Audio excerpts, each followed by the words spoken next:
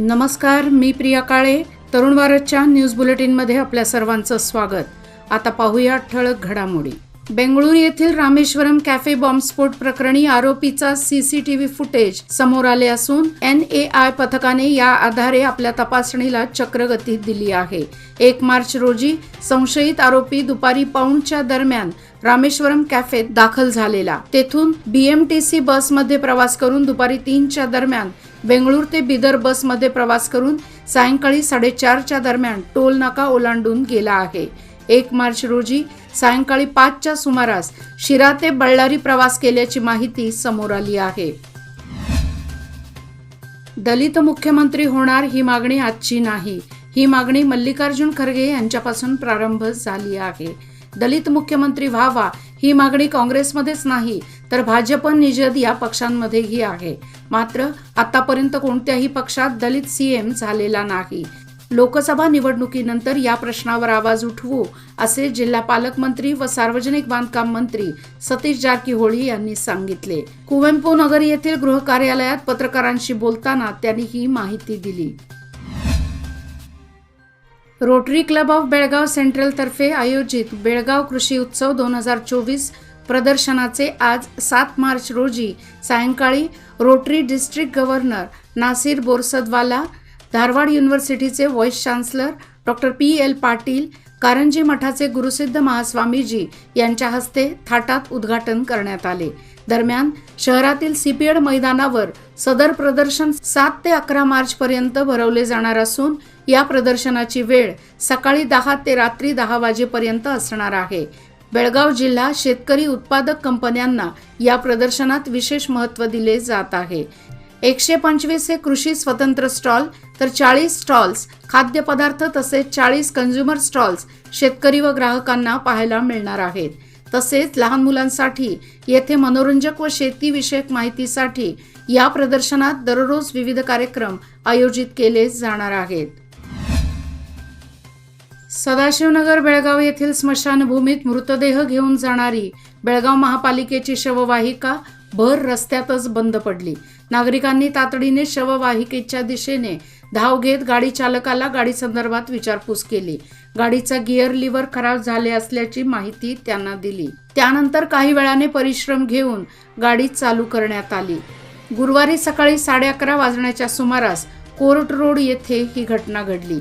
शववाहिकेबद्दल कायमची तक्रार असते. महापालिका याकडे लक्ष देणार का, असा सवाल संतप्त नागरिकांमधून उपस्थित करण्यात येत आहे. यावेळी चालकाने शववाहिनी पुन्हा सुरू करण्याचा प्रयत्न करून गाडी सुरू केली.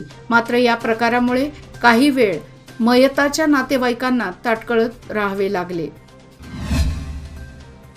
लोकसभा निवडणुका तोंडावर येऊन ठेपल्याने कारवार लोकसभा मतदारसंघाचे खासदार अनंतकुमार हेगडे गेल्या 15 दिवसांपासून 3 वेळा खानापूर तालुक्याच्या दौऱ्यावर येत आहेत. बुधवारी त्यांनी खानापूर तालुक्याचा दौरा केला. यावेळी या दौऱ्याबाबत तालुक्यातील जनतेतून तीव्र प्रतिक्रिया व्यक्त होत होत्या. नेगीलोगी रयत संघटनेतर्फे खासदार अनंतकुमार हेगडे यांची गाडी अडवून त्यांच्या विरोधात घोषणाबाजी करण्यात आली. यावेळी पोलिसांनी हस्तक्षेप करून घोषणाबाजी करणाऱ्या रयत संघाच्या कार्यकर्त्यांना बाजूला करून खासदार अनंतकुमार हेगडे यांच्या ताफ्याचा मार्ग मोकळा करून दिला. कर्नाटक शासनाने कन्नड विकास समग्र कायदा विधानसभेत आणून सीमा भागात 60% कन्नड भाषा सक्ती राबवण्याचे धोरण अवलंबले आहे. त्या विरोधात व केंद्रीय गृहमंत्री अमित शहा यांच्या नेतृत्वाखाली कर्नाटक, महाराष्ट्र दोन्ही राज्यांच्या बैठकीत जे निर्णय झाले त्याची त्वरित अंमलबजावणी करावी, यासाठी महाराष्ट्र एकीकरण युवा समितीच्या वतीने भारताचे गृहमंत्री अमित शहा यांना पत्राद्वारे निवेदन पाठवण्यात आले आहे. करंबळ येथील श्री महालक्ष्मी देवीच्या यात्रोत्सवाचा गुरुवारी शेवटचा दिवस होता. देवीला निरोप देण्यासाठी हजारोंच्या संख्येने भाविक दाखल झाले होते. सायंकाळी 5 वाजता गदगा परिसरात मिरवणूक व सायंकाळी 7 वाजता मिरवणुकीनंतर देवीचे सीमेकडे प्रस्थान झाले. त्यानंतर यात्रोत्सवाची समाप्ती झाली. करंबळ लक्ष्मी यात्रेत करंबळ, जळगे, रुमेवाडी, होनकल व कौंदल गावांचा समावेश आहे. बुधवारी दिनांक 28 फेब्रुवारी पासून लक्ष्मी देवीच्या यात्रेला सुरुवात झाली होती. अखिल कर्नाटक खाटीक समाजाच्या वतीने महामेळाव्याचे उद्या शुक्रवार दिनांक 8 मार्च रोजी सकाळी 10 वाजता KPTCL भवन आर्यन सिटी कॉलेज जवळ बेळगाव येथे आयोजन करण्यात आले आहे। या महामेळाव्यासाठी प्रमुख पाहुणे म्हणून महापौर सविता कांबळे, उपमहापौर अनंत चव्हाण, विनोद गायकवाड, महांतेश कवडगीमठ, खासदार मंगल अंगडी, आमदार अनिल बेनके, बेळगाव खाटीक समाज अध्यक्ष उदय घोडके, सेक्रेटरी सुधीर घोडके, सतीश घोडके, प्रकाश महागावकर तसेच संकेश्वर, निपाणी, चिकोडी, घटप्रभा, हुकेरी, रायबाग, अथणी या भागातील सर्व पदाधिकारी उपस्थित राहणार आहेत। तरी सर्व खाटीक समाज बांधव व महिलांनी या मेळाव्यास उपस्थित राहावे असे आवाहन कर्नाटक खाटीक समाजाचे अध्यक्ष अजित पवार यांनी केले आहे। राष्ट्रीय लोक अदालत शनिवार दिनांक 9 मार्च रोजी होणार होती, मात्र न्यायालयाला सलग सुट्टी आल्याने राष्ट्रीय लोक अदालत पुढे ढकलण्यात आली आहे।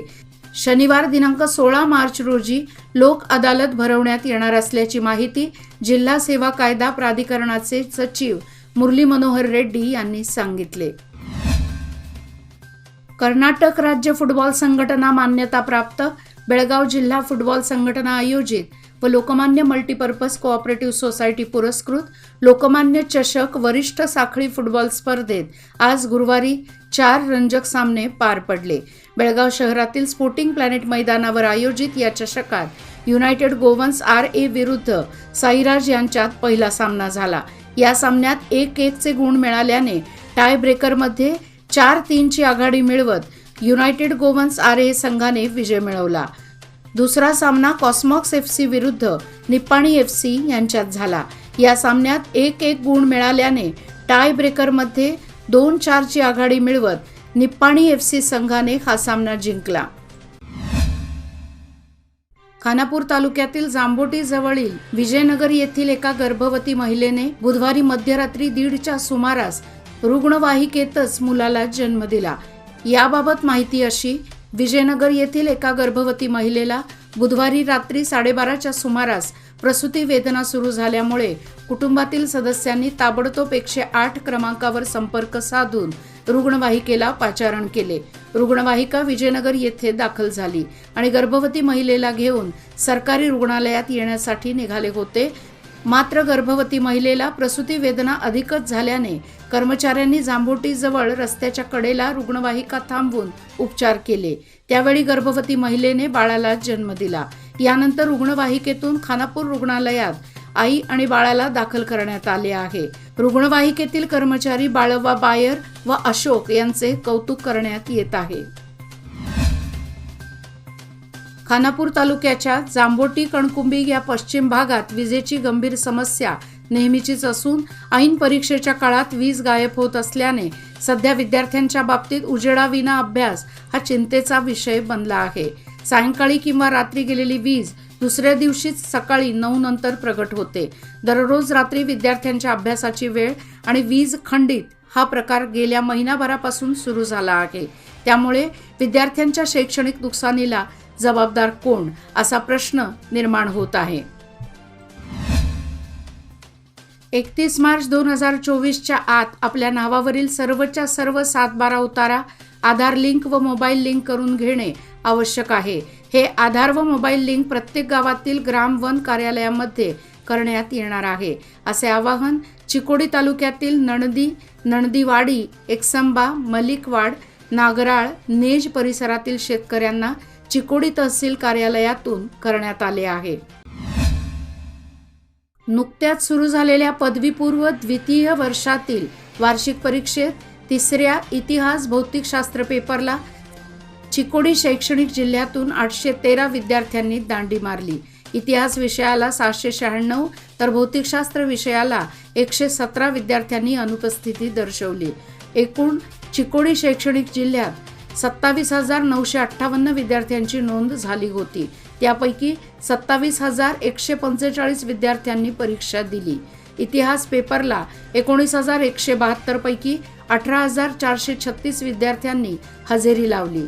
696 विद्यार्थी गैरहजर राहिले, तर भौतिकशास्त्र विषयासाठी 8,826 विद्यार्थ्यांची नोंद करण्यात आली होती।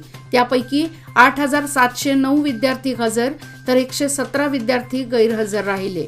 एकूण जिल्ह्यात 27,958 पैकी 27,145 विद्यार्थ्यांनी परीक्षा दिली तर 813 जण गैरहजर राहिले।